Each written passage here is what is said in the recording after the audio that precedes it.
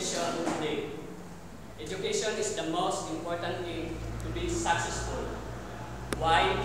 Because it is the key to one's achievement and their dreams. It will be the nicest gift for you to own, especially when you work hard for it. Now, the Philippine education system is managed by the Philippine Department of Education. It controls the running of the schools and colleges in the Philippines. It controls the curriculum in the Philippine education system. It also details things such as how teachers to be hired or what qualification they should have. Looking back before our country achieved independence, it was colonial power that regulated education. The colonial power came from the USA and Spain.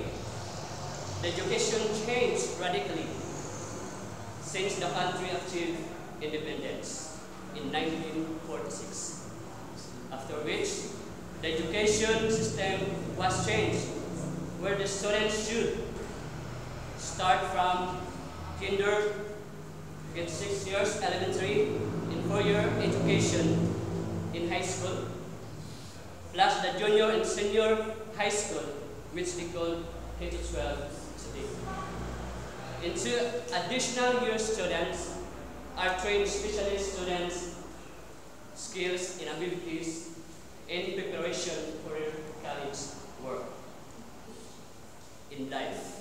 Somehow, globalization opens wide variety of global opportunities, international employment, export and import information and technology transfer. And nation development is always coupled with the development of education system and global legislation to education improve.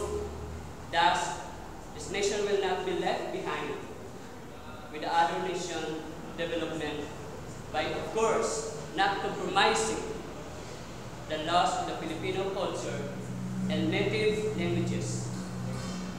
Improving the Philippine education system can be done through matching what is matched, the education